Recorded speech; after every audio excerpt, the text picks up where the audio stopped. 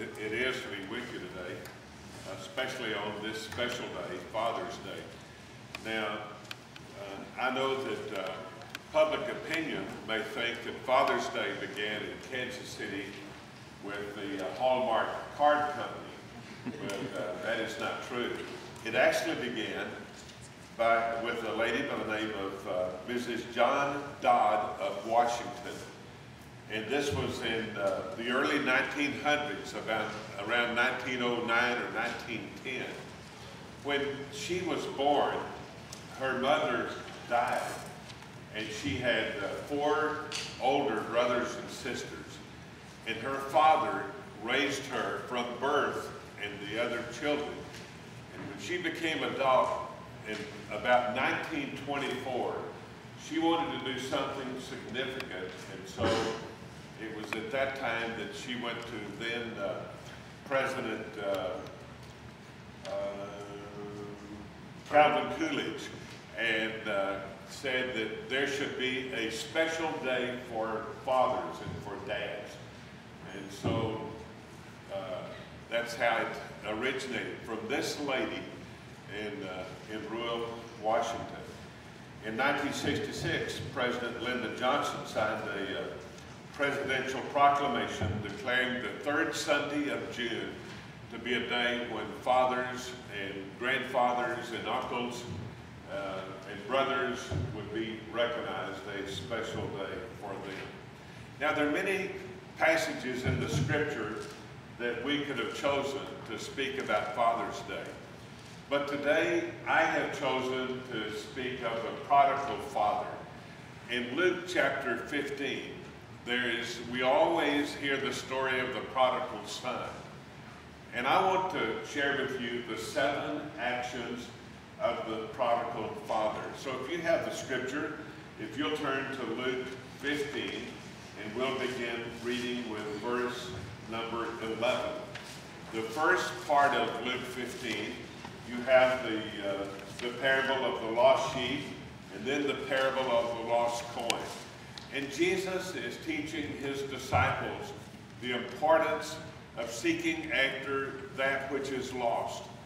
The coin and then the sheep. Even though the shepherd had 100 sheep, 99 of them were safe in the fold. And yet he went out to find that one which was lost. And beginning then in verse number 11, we have the story of a father who had at least 2 sons, and that one of the sons went away and was separated from the family, and we see the story of how that he is reclaimed. And then in verse number 11, a certain man had 2 sons, and the younger of them said to his father, "Father, give me the portion of goods that falls to me." And so he divided to them his livelihood. And not many days after, the younger son gathered all together, and he journeyed into a far country, and there wasted his possessions with prodigal living. And when he had spent all, there arose a great severe famine in the land, and he began to be in want. And then he went and joined himself to a citizen of that country, and he sent him into the fields to feed swine. And he would gladly have filled his stomach with the pods that the swine ate, and no one gave him anything. In verse 17, but when he came to himself, he said, "How many of my father's hired servants have bread enough to eat and to spare, and I perish with hunger? And I will arise and go to my father, and I will say to him, Father, I have sinned against heaven and before you, and I am no longer worthy to be called your son, and make me like one of your hired servants." And he arose and he came to his father. But when he was still a great way off, his father saw him and had compassion, and ran and fell on his neck and kissed him. And the son said to him, "Father, I have sinned against heaven and in your sight, and I am no longer worthy to be called your son." But the father said to his servants, "Bring out the best robe and put it on him, and put a ring on his hand and sandals on his feet, and bring the fatted calf and kill it, and let us eat and be merry. For this my son was dead and is alive again. He was lost and is found. And they began to be merry. As I said a moment ago, there are 7 actions that I want us to see from the prodigal father. The first action that we see was that he was the provider of the family.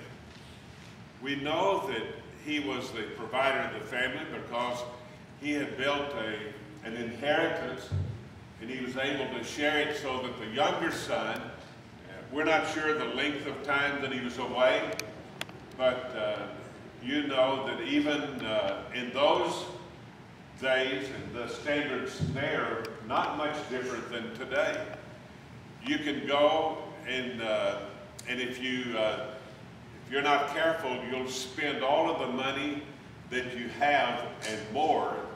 Unfortunately, he didn't have the MasterCard then, and so when he ran out of money, he was out of any way of getting more, finding more food and more women and people who could party with him.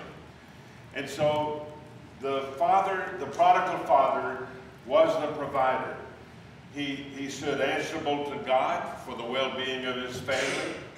And as dads, those of us who are fathers here today, we need to realize that it is our responsibility to be the provider for the father. One day, we'll stand before God and we'll have to give an account to him.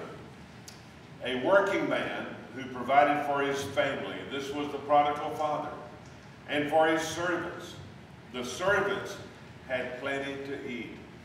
In 1 Timothy 5:8 it says, "But if any provide not for his own, and especially for those of his house, he hath denied the faith and is worse than an infidel." And you see, the fathers who do not take responsibility, they fail their family in every way when they do not provide for them. I'm grateful for my earthly father who placed within me the things that someday, at one time, God was able to use to help me to be what I am today. Now, sometimes he resorted to constraint and to limitations. And for those older, we would refer to that as whippings. And my father had a favorite razor strap that he kept on the back porch of our home in rural North Texas. And he used that to sharpen his straight edge razor, but it also had another use. In fact, I had a slogan, just an invisible slogan over that. It says, "I need thee every hour." But my father used that to help teach me, and to help me to understand that there's certain principles that you do not violate. I've heard that someone said, I'm of the strong opinion that if we had a few more squalling babies today, we'd have a lot less squalling parents tomorrow. And I believe that that's true. Betty and I just returned from the Southern Baptist Convention in Orlando, Florida. When we got on the plane in Orlando, a storm came and we were unable to depart, so we sat on the ground for about 2 hours on the plane.